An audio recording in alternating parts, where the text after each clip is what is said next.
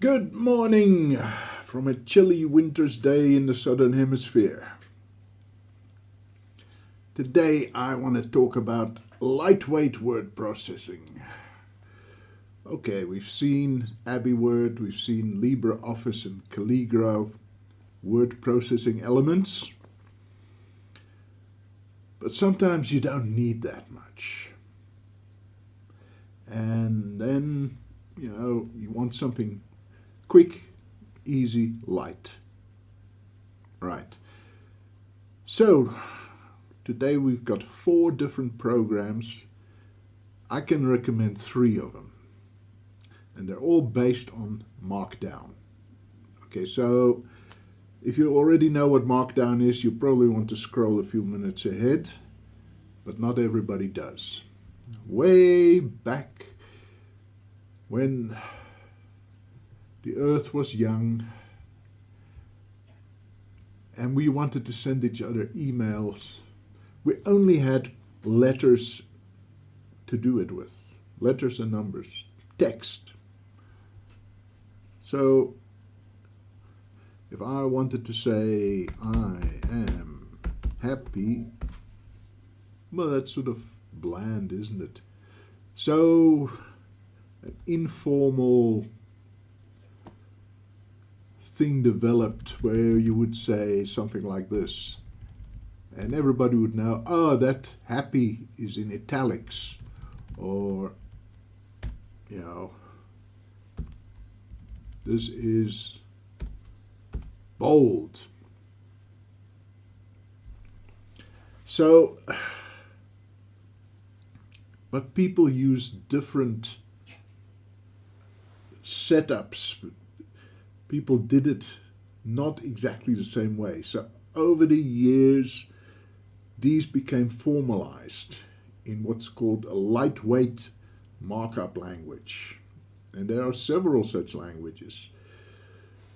Markdown ended up becoming the most used one. It's not my favorite. I prefer text to tags, if anybody needs to know. It's not available in Haiku yet. Shouldn't be hard, it's a single Python script, but anyway, so Markdown was developed as a Perl script by a guy called John Gruber, and there was also input from Aaron Swartz. These are like mythical figures in the hacking world.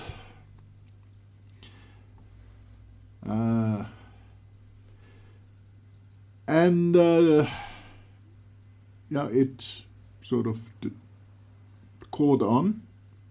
It was originally written in Perl. And so what you would do, this would be bold, right? Let's just get rid of that.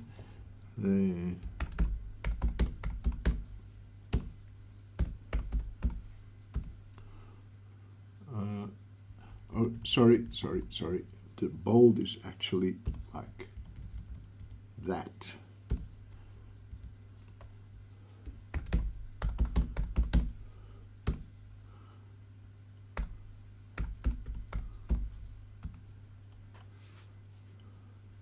Okay, and so you can see the idea. So here is an actual Markdown file which I've borrowed from GitHub, and you can see that there is a lot more to it.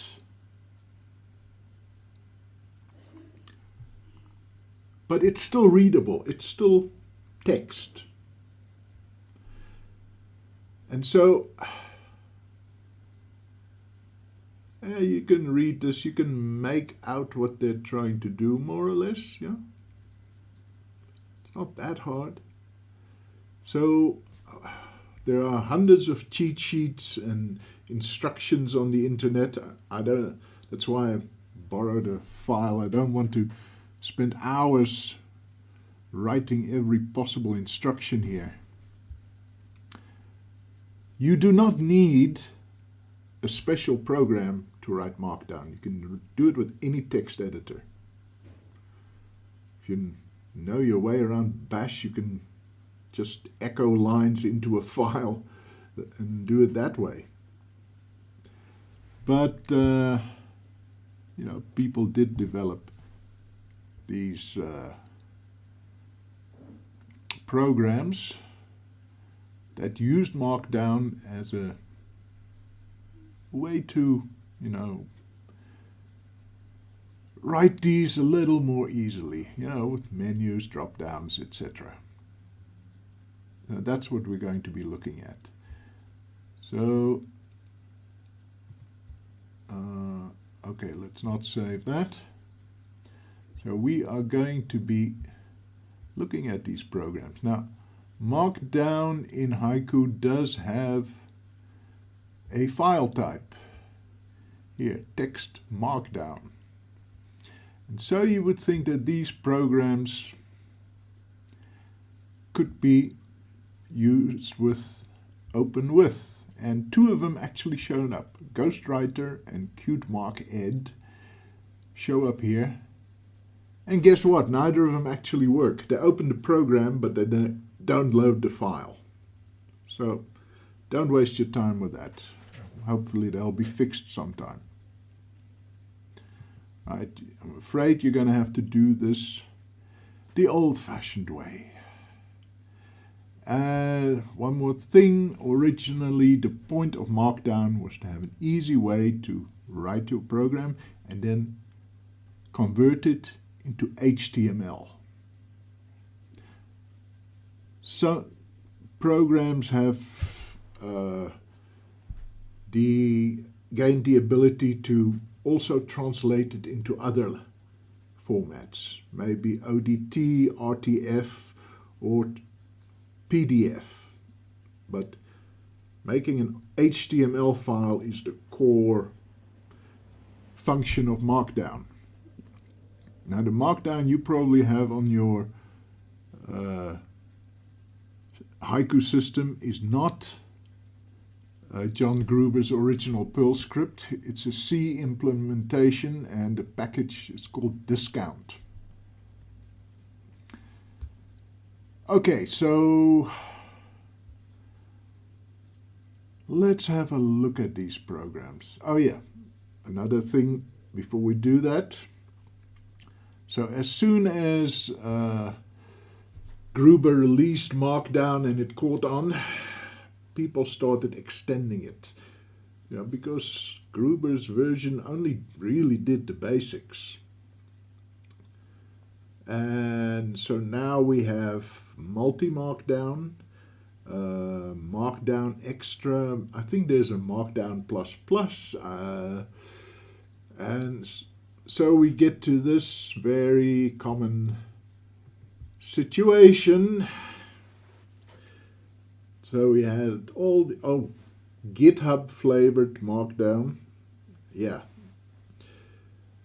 Let's not forget that one. And I am as guilty of this as anybody, because I actually wrote a Markdown parser that works in FreeDOS. If you want to look it up, it's on GitHub and SourceForge. It's called QBasDown, because I wrote it in QBasic. And I couldn't help myself. I had to extend the capabilities, so that I've just created another dialect of Markdown.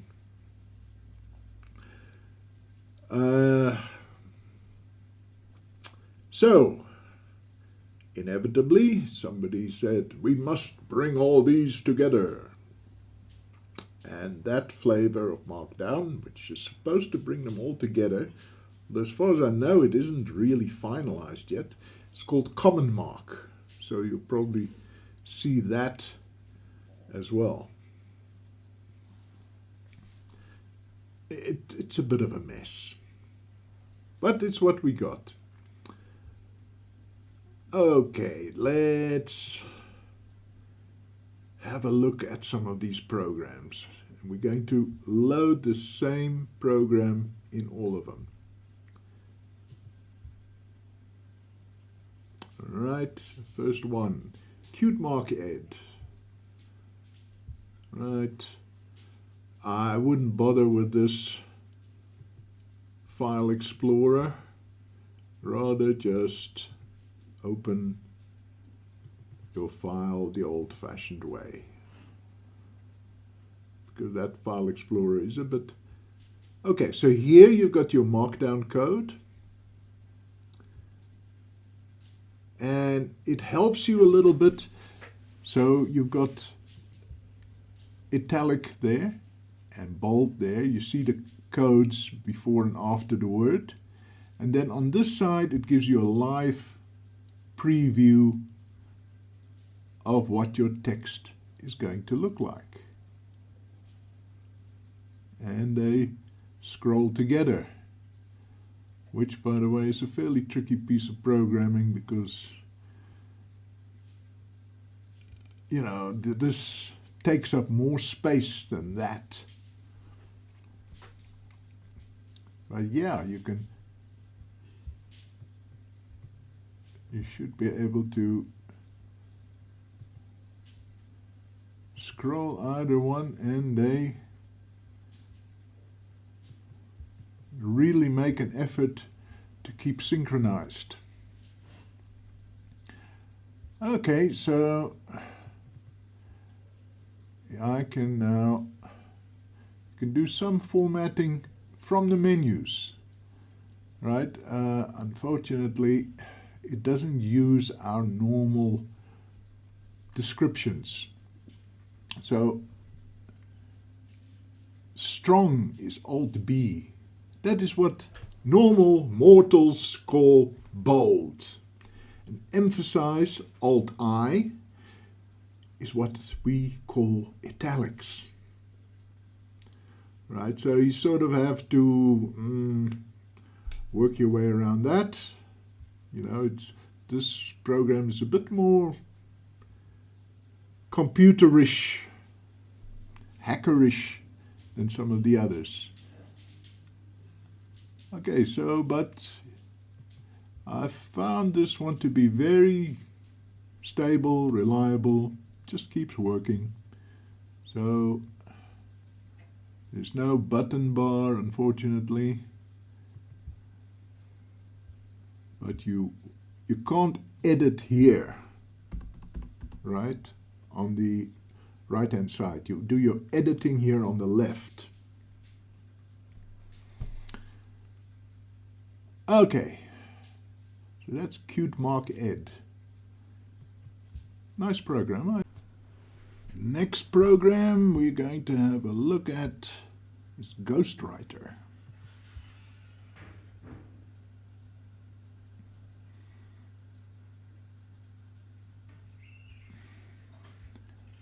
Right, and I have used that before, so it automatically picked up the last file.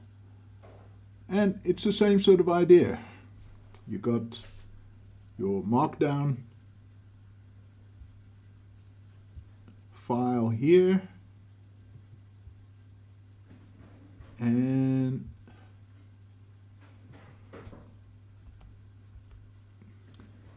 what should be a automatically generated HTML preview on the other side. And as you can see, this one is not as good at keeping them in sync. Let's see if... Okay, so this one has different markdown flavors. Okay, but we only got the one loaded. Let's see what else is in this preferences.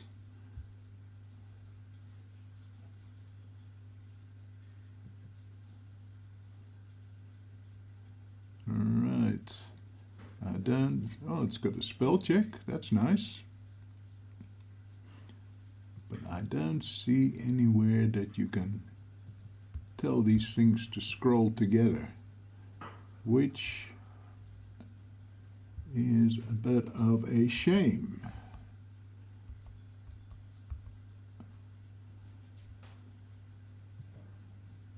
Right, as you can see, I didn't download the example image that came with this file, so it just showed you a placeholder. Otherwise there would be an image here. Okay, but you know, with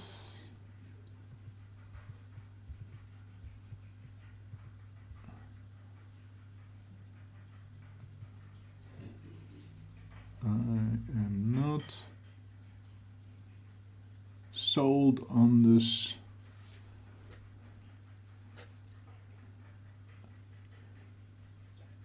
dark setting.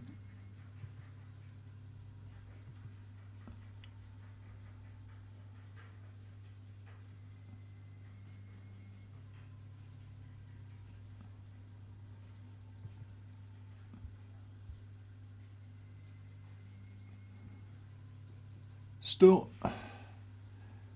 it may work well for you, right? There it is, themes, and they only have dark themes.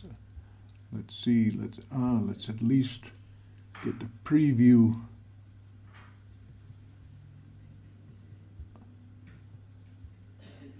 Out of the way.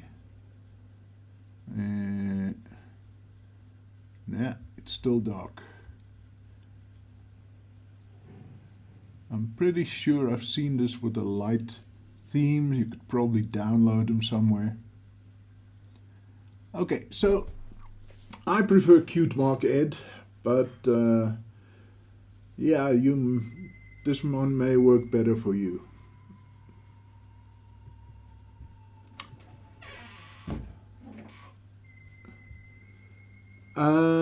Then the final one is called Retext. Now, I can't recommend that one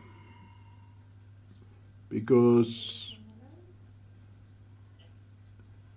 they just didn't put an icon in the desk bar, and then you start looking for it, and the program is not in applications where it belongs, it's in the bin directory. Okay, then once you manage to get it installed, right, getting an icon in the desk bar is not that hard. I just went here and I created desk bar menu applications, and I put in a little shell script, which then shows up there. Okay. So that is not really the problem. The real problem is that when you run it, and this is actually one of my favorite programs, so I'm not too happy about it, right?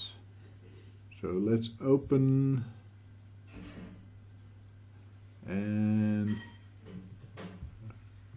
right, okay, there's your file, and let's see if we can make that italic from here. Formatting, yeah, it uses bold, italic, underline, not strong and emphasized. Thank you. And it gives you, just like Cute Mark Ed, the codes and the to help you. It also puts it in an italic font. Very nice. Problem is when you come to preview. Yeah.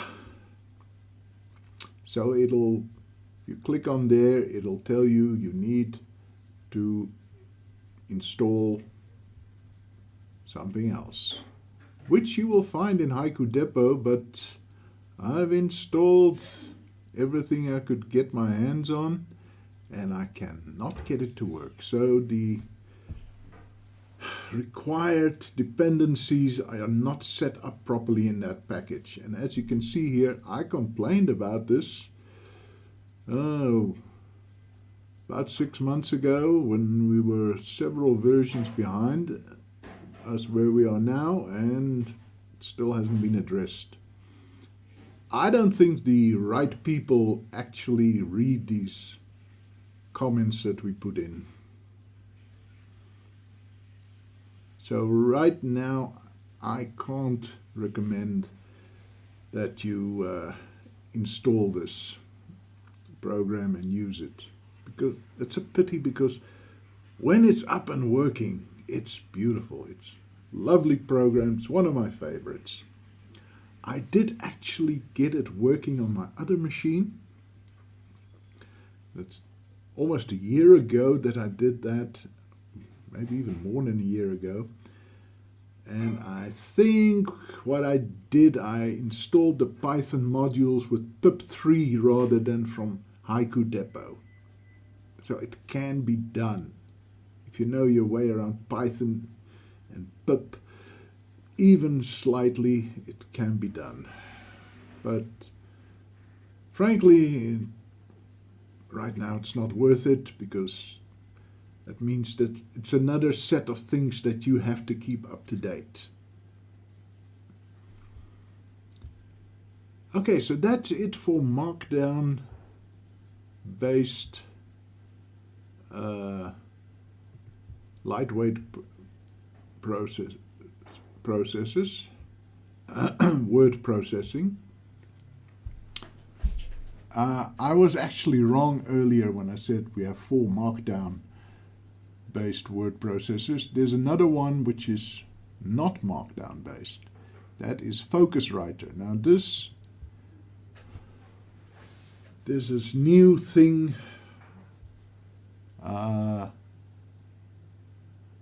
called distraction free. Hey, we had that in the 80s when I was still using a DOS machine, you know, one program at a time. Well, as far as I'm concerned, you can make any program full screen, and after that's up to you to.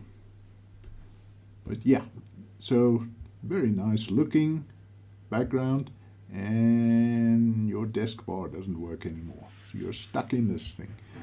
Okay, let's just make a new file here.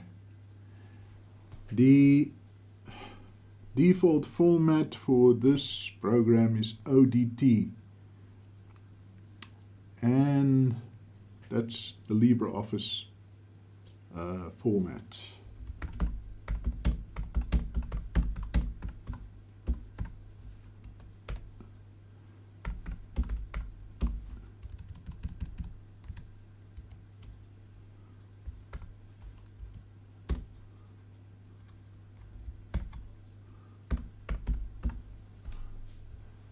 Okay, so fairly standard.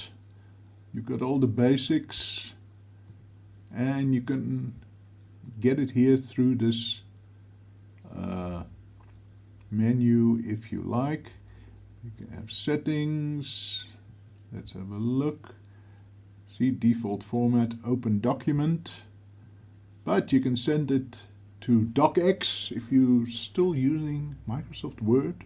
Why? RTF, which is widely readable. Okay, so yeah, it's not actually a bad word processor.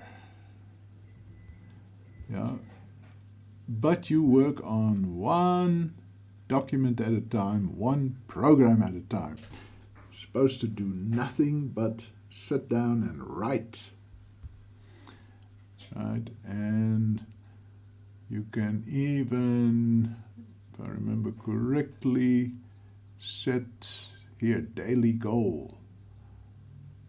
Yeah, you can set it, put so many minutes or so many words. Right. So what I had in mind is this thing, I think it's November, when everybody's supposed to sit down and write a novel. Okay, I've never written a novel. I've written some books though. And that's not how writing works. No, not even a first draft. Okay, never mind. Okay, so you got most of your regular tools that you'd expect to have. As I said, this is not Markdown based. It's internally it probably uses its own format, but then you can export. Oh well, let's see. Let's save this to the desktop. All right, test.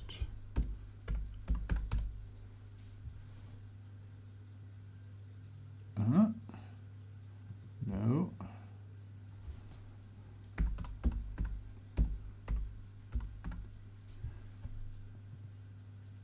There we go. I think I've got the extension wrong. So this is not a Haiku program. It needs an extension. Okay, thank you very much. Let's see, let's quit. And there is my ODT file, and I can now open that with LibreOffice. See how well that came out.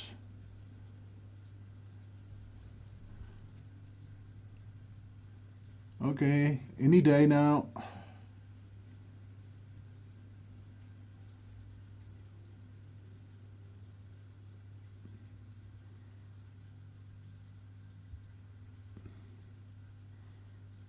No, at your leisure. There we go. Okay, so yeah, it does actually look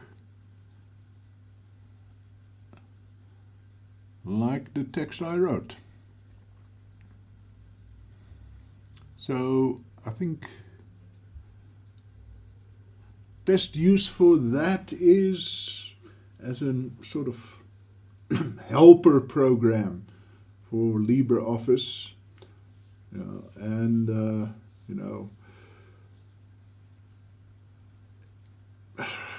if you believe in this distraction-free stuff. I don't, but that's just me. Okay, so that is our look at lightweight word processing. It's not the end of our look at word processing because I've got some curveballs to throw at you. I won't say more than that now.